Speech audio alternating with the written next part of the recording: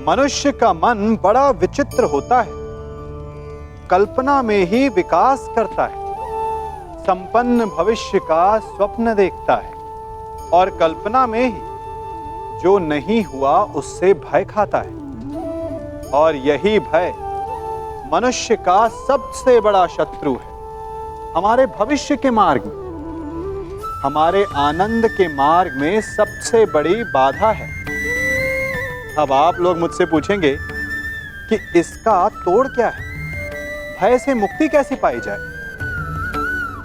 तो ये प्रश्न आप स्वयं से पूछिए, तनिक सोचिए।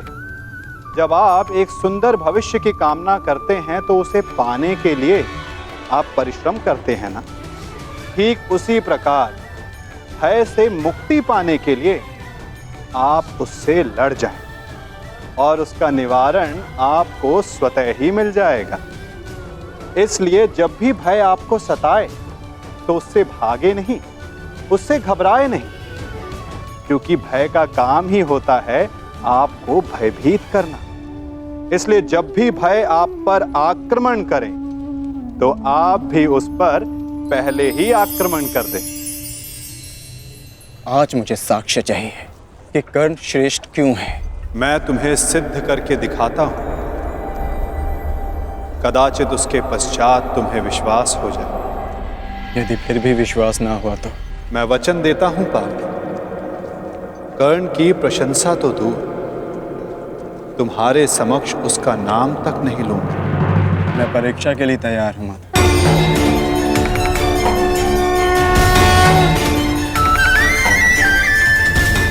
उन दो पर्वतों को देख सकते हो पार्थ?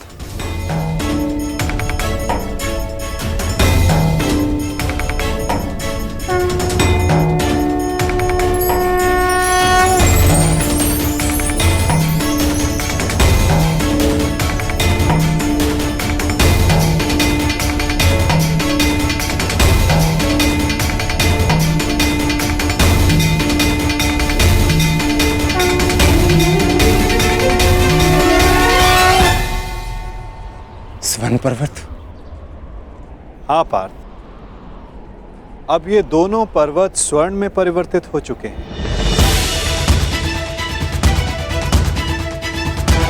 अति सुंदर। स्वर्ण वो वस्तु होती है पार्थ जिसे हर कोई अर्जित करना चाहता है। और अब मैं ये कहता हूं कि इन दोनों स्वर्ण पर्वतों पर तुम्हारा अधिकार है। और मैं ये चाहता हूं कि इन दोनों स्वर्ण पर्वतों को समान मात्रा में बांटकर इन ग्राम वासियों में दान कर दो। परंतु पार्थ, एक बात का स्मरण रखना, इन पर्वतों का सारा स्वर्ण दान करना होगा। स्वीकार है तुम्हें?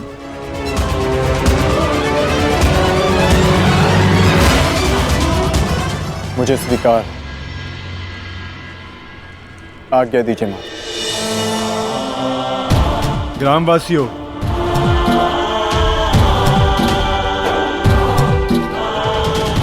मैं पांडु पुत्र अर्जुन ये घोषणा करता हूं, ये दोनों स्वर्ण मेरु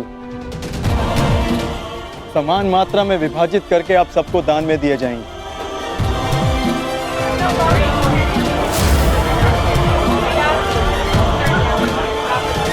इसलिए आप एक पंक्ति में खड़े हो जाएं और अपना अपना भाग लेकर आगे जाएं और विश्वास रखिए सबको समान मात्रा में स्वर्ण मिलेगा। पांडु पुत्र अर्जुन के, पांडु पुत्र अर्जुन के, पांडु पुत्र अर्जुन के, पांडु पुत्र अर्जुन के।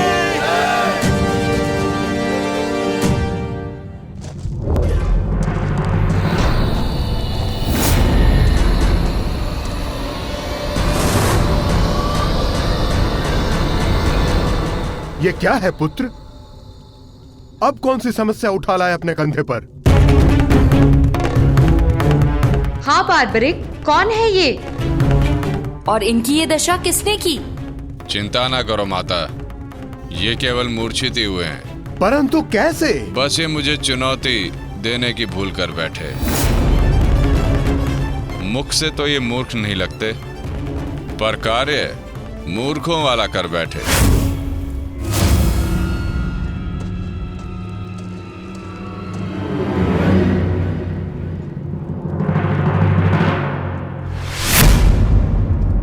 पिताश्री,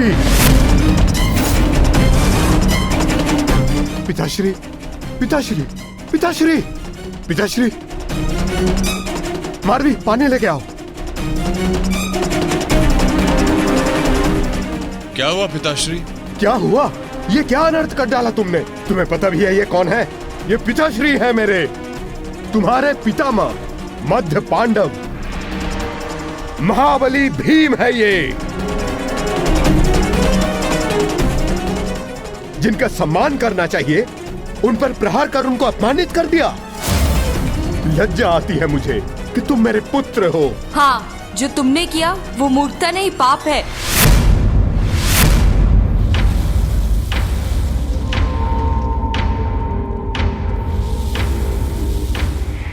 रुको,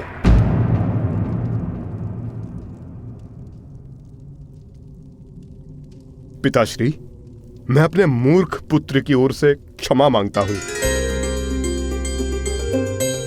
क्या ये मेरा पौत्र है?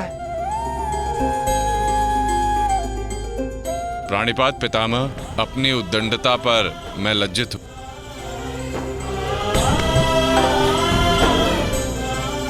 और मैं गर्वित हूं कि तुम मेरे पौत्र हो।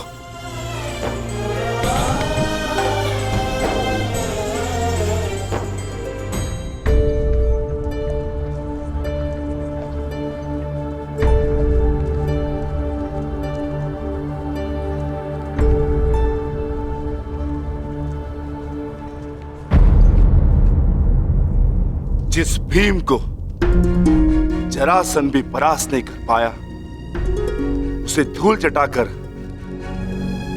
बार्बरिक ने यह सिद्ध कर दिया वो कुशल योद्धा है। मैं बहुत प्रसन्न हूं ये जानकर कि तुम्हारी धमनियों में मेरा रक्त बह रहा है। जीते रहो पुत्र। आज बहुत समय के पश्चात तुमसे द्वंद्व करके मुझे बहुत आनंद आ गया। परंतु पिताश्री, आपके यहां आने का प्रयोजन क्या था? प्रयोजन है पुत्र, और वो प्रयोजन तुम्हें और बार्बरिक को सिद्ध करना होगा। आदेश दीजिए पिताश्री।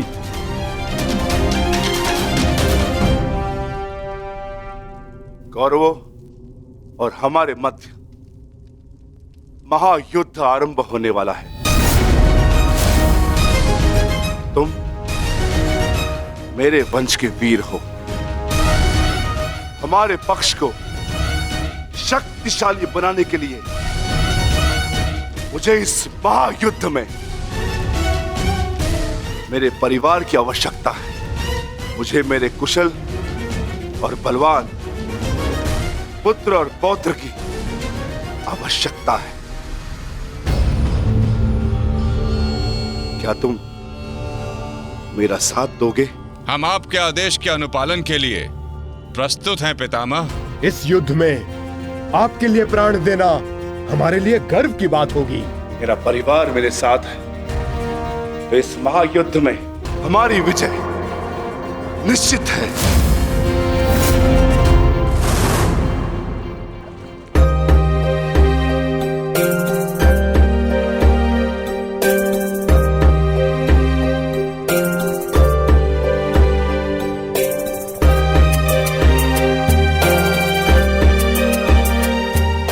ये लोग तो पहले भी अपने भाग का स्वर्ण ले चुके हैं।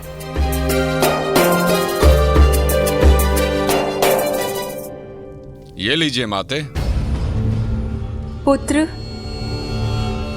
ये युद्ध संसार के इतिहास का सबसे भीषण युद्ध है। क्या तुम्हें भय नहीं लग रहा?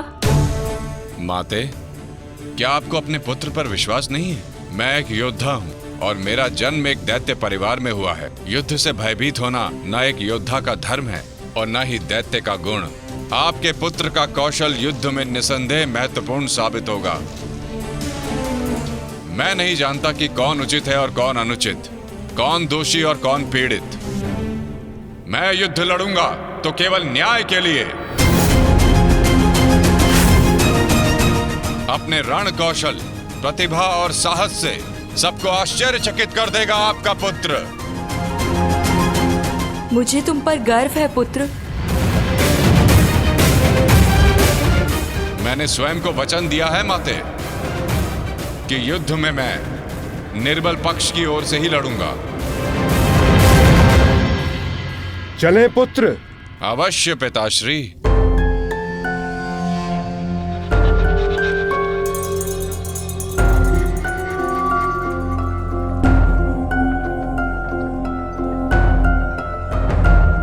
रुक जाइए, थोड़ा विश्राम करते हैं। कुछ समय पश्चात पुनः प्रारंभ करें।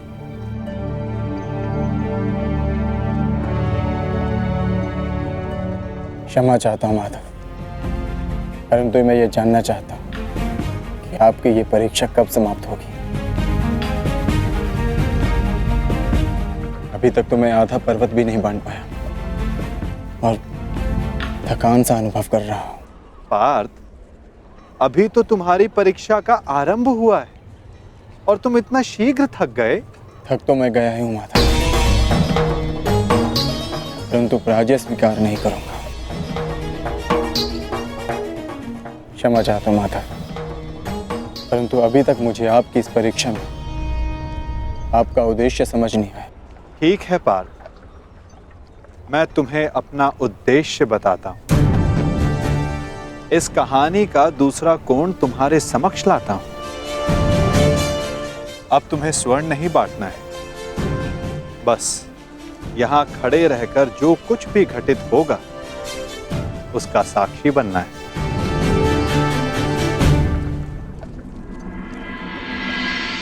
दिव्य दृष्टि से, बाण शक्ति से जीते ये सारा रण। शांत चित्त धरे, आत्मबल भरे, जीते हर बाधागण।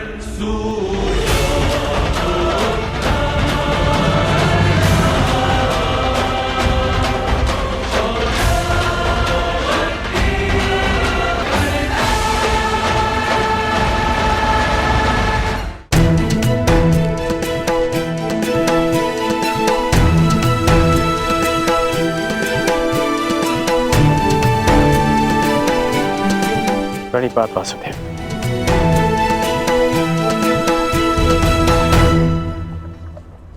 आदेश कीजिए कि कैसे आपने मुझे स्मरण किया। मित्र, एक महत्वपूर्ण कार्य के लिए तुम्हारी सहायता चाहिए मुझे। बड़े समय से इस कार्य को पूर्ण कैसे करूं, उसके विषय में सोच रहा था, तो तुम्हारा स्मरण हो आया। और मुझे पूर्ण विश्वास है कि तुम्हारे अतिरिक्त इस कार्य को और अधिक उत्कृष्टता से कोई नहीं कर सकता। ये मेरा सौभाग्य है कि आपने मुझे अपना मंतव्य पूर्ण करने के लिए योग्य समझा। वो तो स्वर्ण पर्वत देख सकते हो मित्र।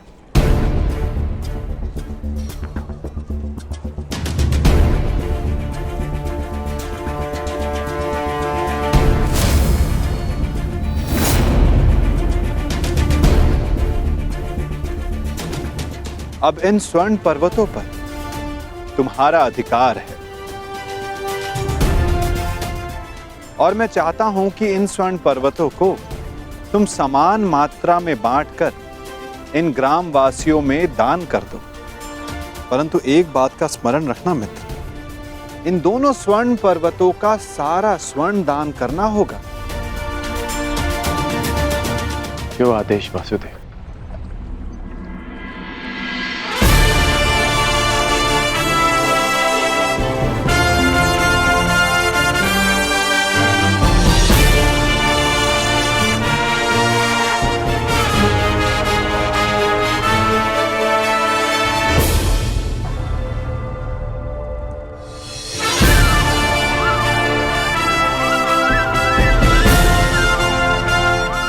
मैं सभी ग्रामवासियों से निवेदन करता हूं कि ये दोनों स्वर्ण पर्वत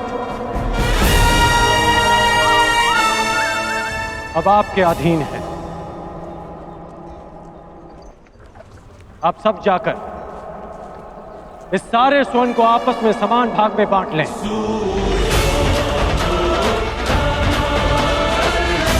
जाइए।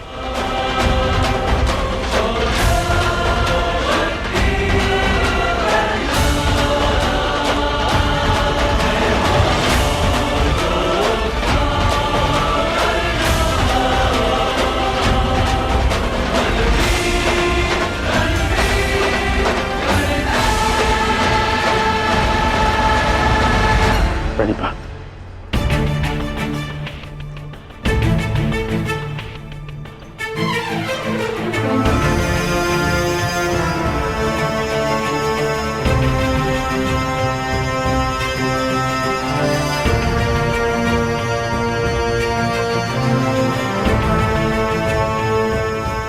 तुम्हें ये स्वर्ण इन ग्रामवासियों में बांटना था, परंतु तुम भी इन ग्रामवासियों की भांति ही स्वर्ण के प्रति आकर्षित हुए। कदाचित तुम स्वर्ण को ऐश्वर्य और सम्मान प्राप्त करने की वस्तु समझते हो। तुमने अपने अनुमान से इस स्वर्ण को इन लोगों में दान किया, परंतु तुम्हें इसका ज्ञात नहीं था कि किसको कितनी आवश्यकता है। और कर्ण के मन में इस स्वर्ण को लेकर कोई आकर्षण, कोई लालच नहीं था पार्थ। और ये सब ग्रामवासियों में दान करके वो वापस लौट गया। पार्थ, जिस पर दान करने का उत्तरदायित्व हो, उसके मन में वस्तु के प्रति लोभ नहीं होना चाहिए।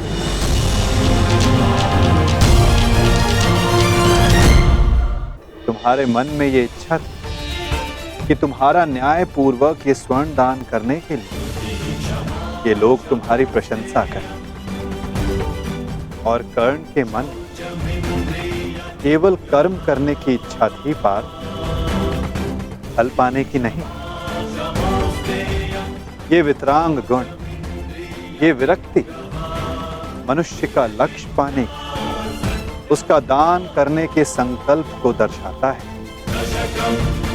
एक समय था पार्थ कि तुम केवल चिड़िया की आंख को देखते थे, परंतु आज तुमने केवल चिड़िया की आंख को नहीं, पूरी चिड़िया को देखा।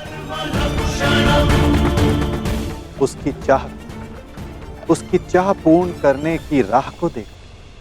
और यही अंतर है तुम में और कर्ण में पार्थ।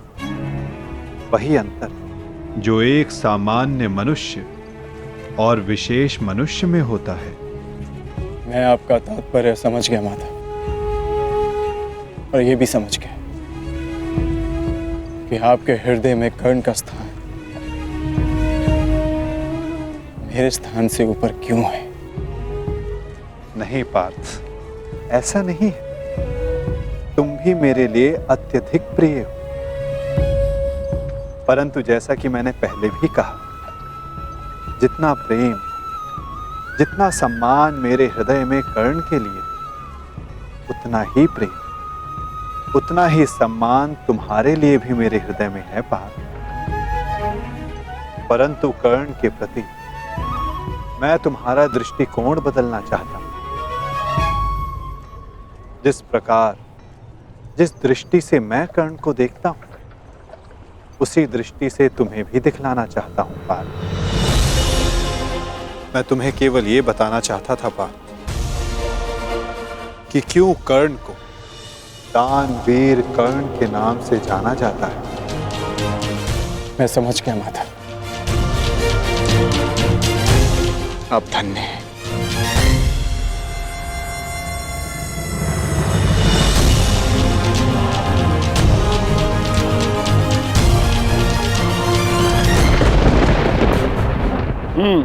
बड़ा दानवीर है ये कर्ण वासुदेव। आपकी परीक्षा तो पूर्ण हो गई, अब मेरी बारी। अब मैं बताऊंगा कि दानवीर होने के नाम पर कितना बड़ा ढोंग कर रहा है ये कर्ण। अब केवल अर्जुन को ही नहीं, पूरे संसार को ज्ञात होगा ये सूर्यपुत्र कर्ण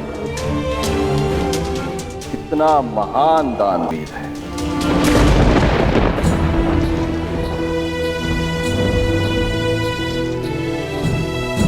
मित्र, तुम्हारी परीक्षा अभी पूर्ण नहीं हुई है। तुम्हारी इस दानवीरता की सबसे विकट परीक्षा अभी शेष है मित्र, और उस परीक्षा में सफल होने के लिए तुम्हें बहुत बड़ा मूल्य चुकाना होगा। तुम्हारी उस परीक्षा के समक्ष मेरी ये परीक्षा मानो बालकों का खेल सिद्ध होगी मित्र। सावधान रहना। आप जानते नहीं कि आज मैं कितना प्रसन्न हूं कि आपको मेरी चिंता है, कि मैं आपके मन में बसता हूं। अब मुझे और कुछ नहीं चाहिए। अब यदि मैं अपने प्राणों को भी दान में दे दूं, तब भी सदा मैं धनी रहूंगा।